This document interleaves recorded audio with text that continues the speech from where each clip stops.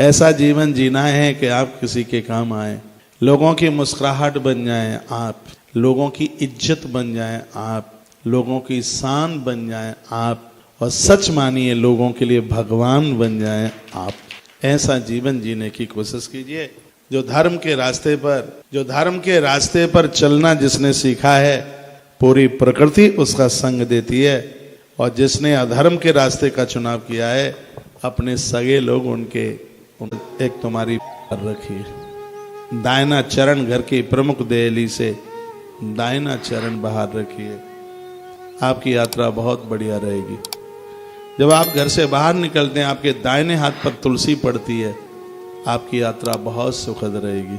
आप घर के बाहर निकलते हैं, आपको नेवले का दर्शन हो जाता है, दाहिने हाथ पर कौवे का दर्शन हो जाता है, ठीक सामने कोई गैया शिशु को दूध पिला रही हो, वह आपको दर्शन हो जाता है। तो अपनी यात्रा को टालिए मत, उस यात्रा को पूरा कीजिए। यदि बिल्ली रास्ता काट गई है तो थोड़ा सा रुकिए, एक घूंट पानी पी करके फिर चल पड़िए। बिल्ली ने तुम्हें सावधान किया है, यदि वो रास्ता काट गई है तो यात्रा को कैंसिल ना करें, थोड़ा सावधान होकर के चले।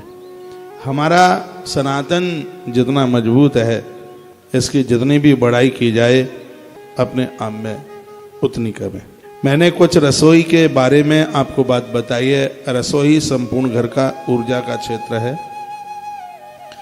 जिस प्रकार से आपने अपने मंदिर को डेवलपमेंट किया है, उसी प्रकार से आप रसोई को भी बहुत ठीक से तैयार कीजिए। रसोई आपका देवालय बन जाए, रसोई आपका मंदिर बन जाए, रसोई आपका दिव्य धाम बन जाए। जब भी आप बाजार जाते हैं, नियम ले लीजिए, उस घर की बरकत नहीं रुकेगी जो कुछ ऐसा सामान लाएं जो रसोई में रखा जाता है। खाने पीने की चीज लेकर के आए, लेकिन आप खाने पीने की चीजें कम लाते हैं, ना के बराबर।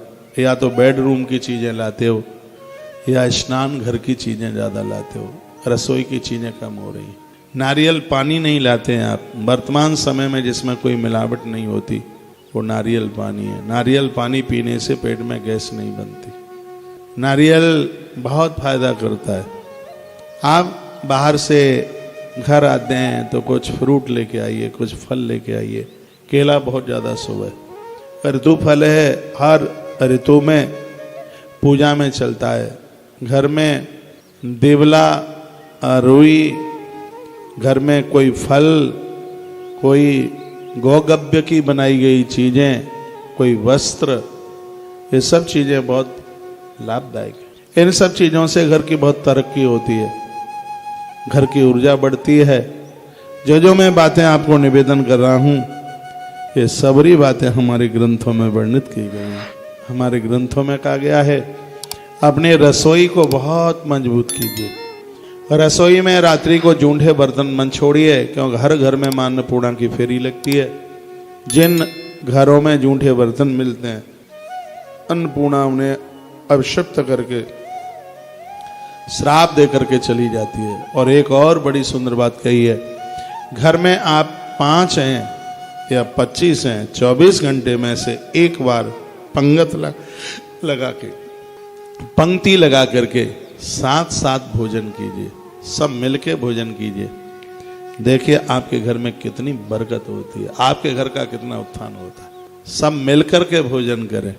कम से कम दिन में एक बार तो ऐसा नियम बना लीजिए। हमारा वास्तु कहता है उस घर की तरक्की रुक जाती है जिस घर में जूते चप्पल पहन करके लोग भोजन करते हैं।